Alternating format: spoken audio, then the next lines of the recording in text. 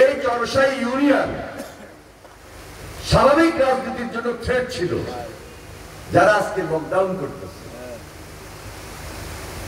তারা বলছিল এই যারা লকডাউন করছে মানুষ নাই, ওই যে এআইডি কিছু ছবি টবি দিয়া দেখায় যে তারা লকডাউন করতেছে, এআই দিয়া। আর কিছু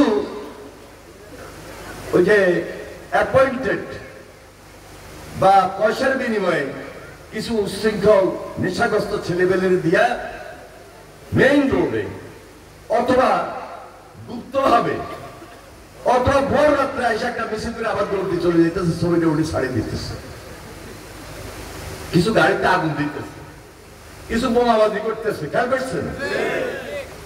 এক সময় হাসিনা বলছিল যারা বাসে আগুন লাগাইব তাদেরকে আগুনে ফেলে দিবেন, বলো নাই?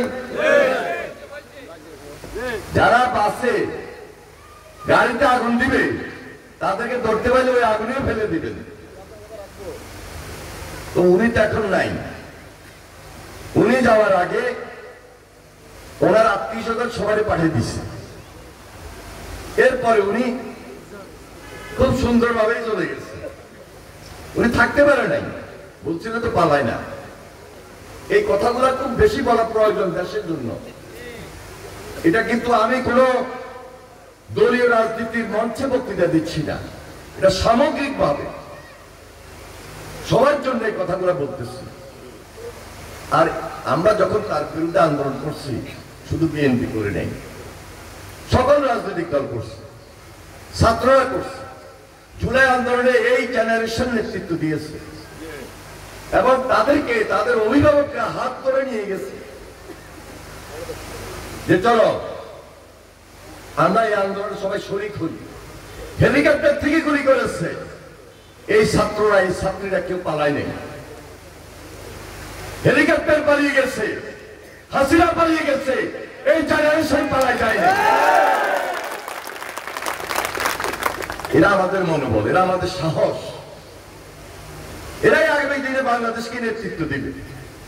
তাদের নেতৃত্বে আজকে রাজনৈতিক দল আমরা ঐক্যবদ্ধ হয়েছি। 17 বছর আমরা ত্যাগ স্বীকার করেছি। অনেক সাধারণ মানুষ আমাদের সঙ্গে, অনেক নেতা কর্মী সমর্থক, যে যে রাজনীতি করি না কেন, কেউ না কেউ আমাদেরকে আর্থিকভাবে সহযোগিতা করেছিল, বিভিন্নভাবে তারা সহযোগিতা করেছে। সবাইকে মামলা দিয়েছে, নাহলে গ্রেপ্তার করেছে, আর অনেক পরিবার গুম খুনের শিকার হয়েছে। আজকে লকডাউন দেয়, স্বাধীনতার পর এরা দুর্নীতি, দুর্বৃত্তায়ন, দুঃশাসন করেছে। এদের হাতে ছিল মুজিব বাহিনী, এদের হাতে ছিল রক্ষী বাহিনী, এদের হাতে ছিল লাল বাহিনী, এদের হাতে ছিল নীল বাহিনী।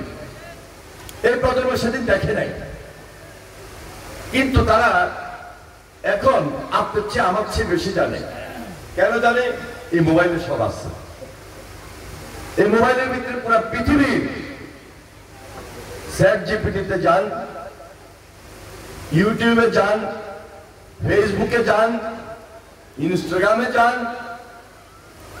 আপনি এক স্যান্ডেলে যান, যত জায়গায় যাবেন অনলাইনে টিপ দেওয়া মাত্রই এদের কাছে সকল রাজনৈতিক দলের অতীত ইতিহাস চলে আসে, প্রত্যেক রাজনৈতিক ব্যক্তির কর্মকাণ্ড চলে আসে। আমার অ্যাক্টিভিস্টটা কি, দিগন্ত পত্রিকা অতীতে কি কাজ করেছে, আর এখন দিগন্ত পত্রিকা কি কাজ করছে। কেন দিগন্ত পত্রিকাকে বন্ধ করা হলো? আপনি এখানে টিপ দেন, বাইরে যাবেন। ইসলামিক টিভি কেন বন্ধ করা হইল? চ্যানেল ওয়ান কেন বন্ধ করা হইল? কারা করছে, কি কারণে করছে?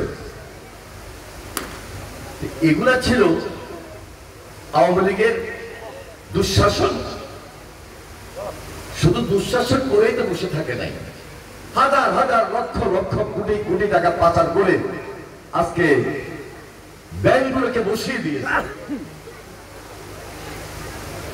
ওনারা ব্যাংকে যায়, ব্যাংকে ওনাদের সমস্যা কি, এরকম প্রত্যেকটা টেলিভিশন বলেন, পত্রিকা বলেন, বিভিন্ন ব্যবসায়িক ইনস্টিটিউট বলেন, প্রত্যেকের একই কথা। এবং ব্যক্তিগতভাবে আপনি যদি আজকে ন্যাশনাল ব্যাংকে যান, 50,000 টাকা আপনি দিতে পারেন কিনা আমার সন্দেহ আছে। 5,000 টাকা দিচ্ছে না, এসআইবিএল আপনাকে টাকা দিচ্ছে না, আমার কাছে হাজার হাজার করবে। এই লক্ষ্মীপুরের মানুষ, এই ঢাকার মানুষ 10,000 টাকা উঠাবে ব্যাংক থেকে, টাকা পায় না। এটা বাংলাদেশের স্বাধীনতার পর আমরা কখনো এই ধরনের পরিবেশ পরিস্থিতি দেখি নাই। কেন হইল, কি কারণ হইল? ওই যে লুটপাট, অর্থ পাচার। বললাম না, যাওয়ার সময় শুধু আত্মীয়-স্বজনকে আগে বাইর করে দিচ্ছে, তো তোমরা আগে চলে যাও। আওয়ামী লীগ সবাইকে পালাইতে পারছে? আওয়ামী লীগ সবার কথা কি সে চিন্তা করছে? আওয়ামী লীগের দলীয় রাজনীতির কথা সে চিন্তা করছে? তাহলে 47 সনের আওয়ামী লীগ, তাদের নেত্রী পালাই যেতে হবে কেন? উনি প্রধানমন্ত্রী ছিলেন, নিজের ভোটে নিজের প্রধানমন্ত্রী, রাত্রে অন্ধকারে প্রধানমন্ত্রী, হ্যাঁ, দখলদারিত্বের প্রধানমন্ত্রী, তার পালাই যেতে হবে কেন? রাজনীতি করেন নাই, রাজনীতি করতেও দেন নাই, আমাদেরকে রাজনীতি করতে দেন নাই।